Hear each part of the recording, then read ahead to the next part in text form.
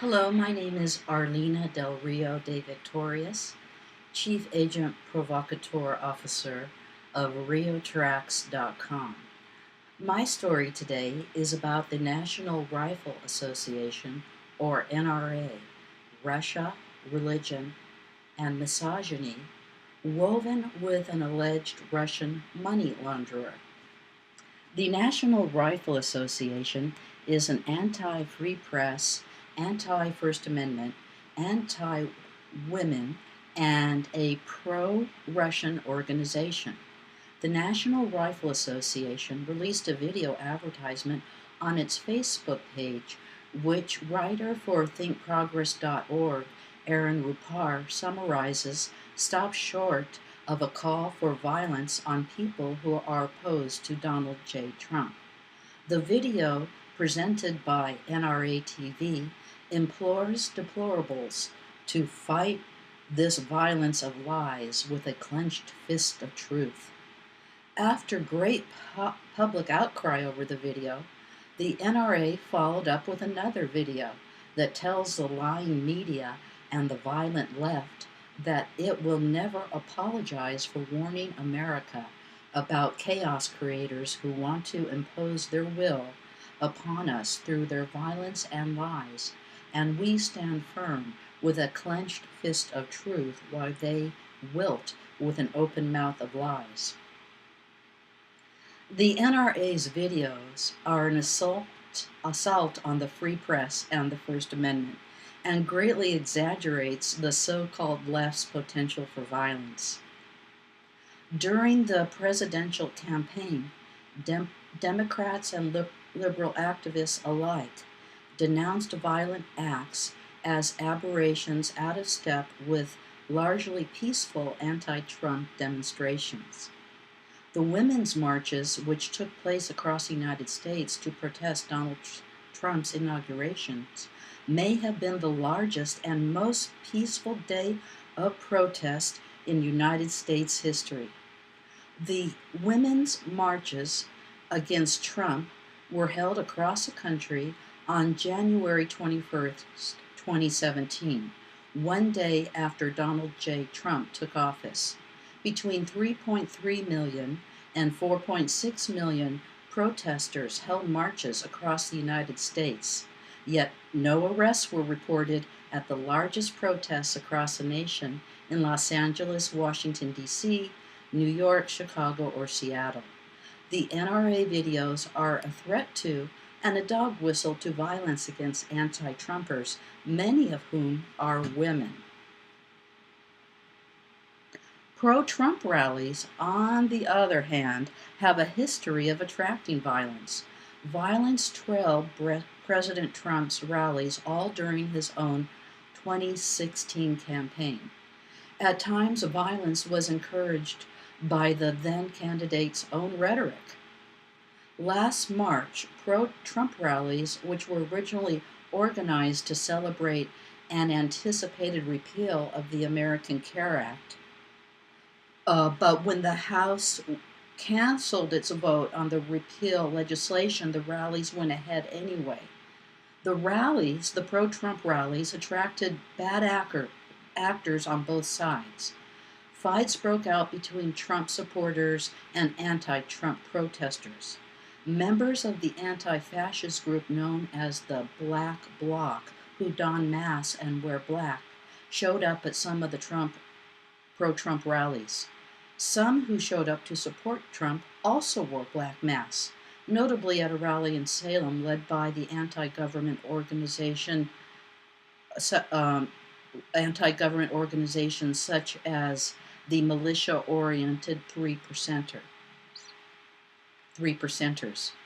Russia has been cultivating links to Republicans and conservative groups such as the N.R.A., and the crusade predates the rise of Donald Trump.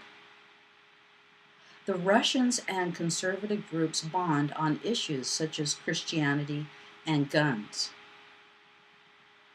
Last February, a dinner that was set in the traditional Russian style was held at the Washington, D.C. George Hotel.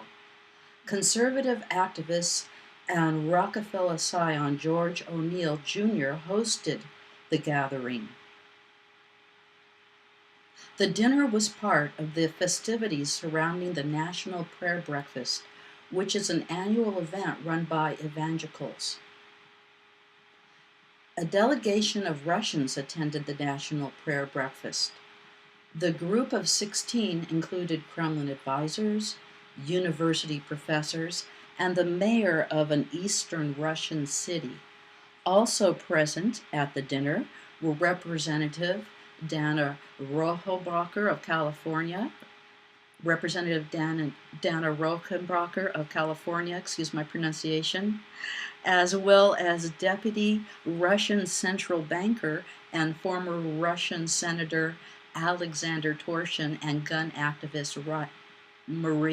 Russian gun activist Maria Butina. Maria Butina has spent years forging connections between Russia's leaders and American conservatives. With Alexander Torshin's help, Maria Butina has managed to form close relationships with top N.R.A. officials. Butina is from a provincial Siberian town and moved to Moscow in 2011. After moving to Moscow, she founded a gun rights organization and named it The Right to Bear Arms. And Butina began traveling back and forth to the United States. In 2015, a collection of N.R.A. officials flew over to attend Maria Butina's annual gun conference. Among them was Paul Erickson, a veteran Republican activist. Former N.R.A. and American Conservative Union, or ACU chief David King, gun manufacturer and N.R.A. First Vice President Pete Brownell, and Milwaukee County Sheriff David Clark. One of their hosts was Russian Deputy Prime Minister Dmitry Rogozin, who was sanctioned by the White House in 2014 in connection with Russia's invasion of Ukraine.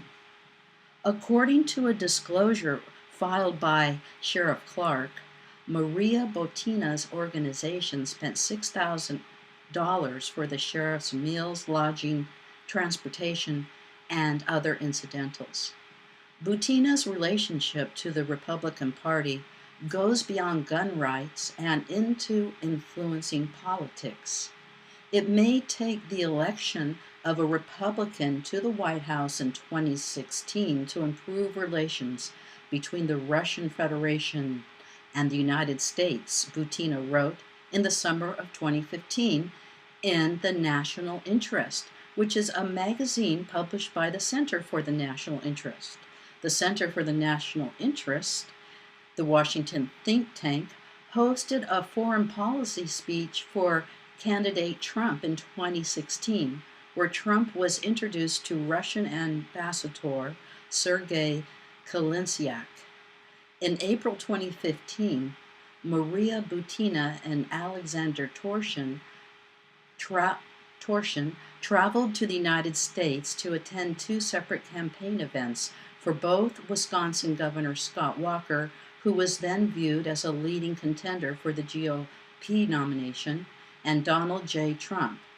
When Butina flew to Las Vegas for one of Trump's first campaign events, she asked Trump whether he would end the damaging U.S. government sanctions on Russia. "I know Putin, and I'll tell you what, we'll get along with Putin," Trump responded.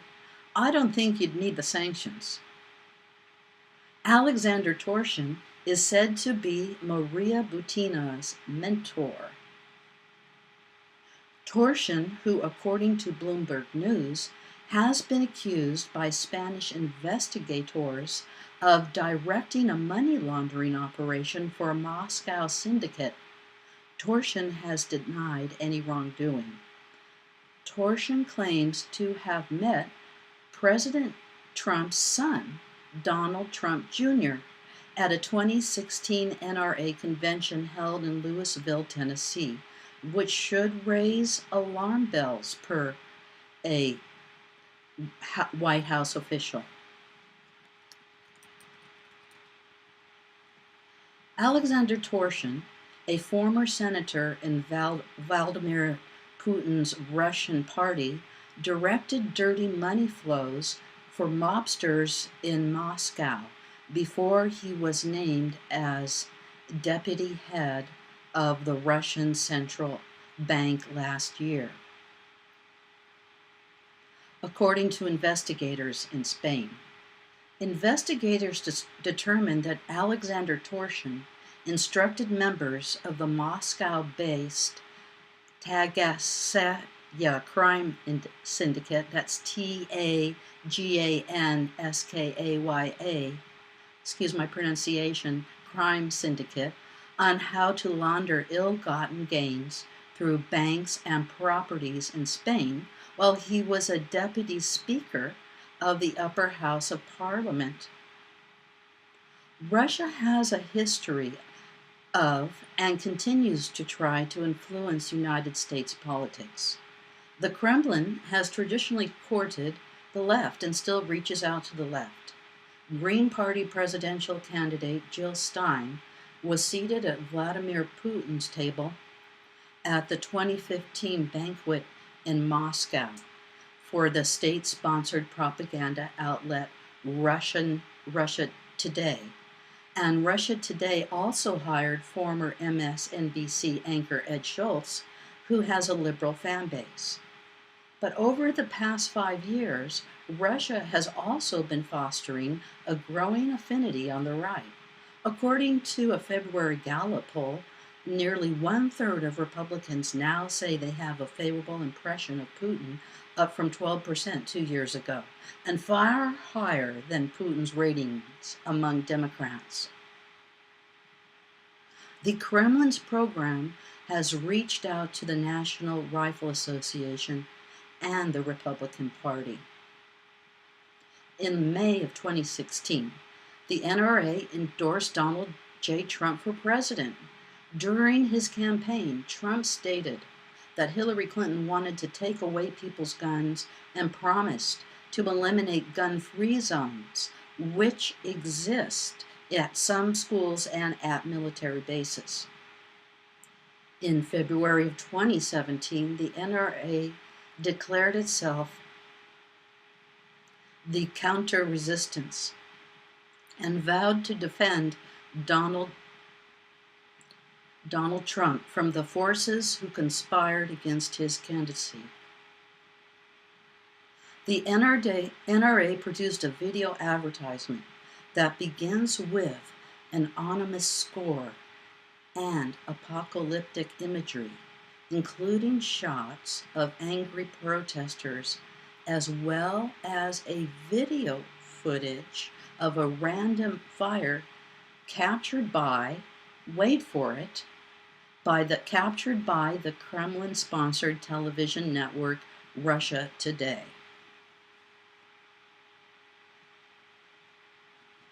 Has the National Rifle Association or President Trump wittingly or unwittingly become a tool or tools for the Kremlin? Is Russia, or does Russia act as a mafia-type organization? Does Vladimir Putin act as a godfather? For this stories and links and others like it, please visit my website at riotracks.com. That's RIOTRACKS.com. Thank you for listening.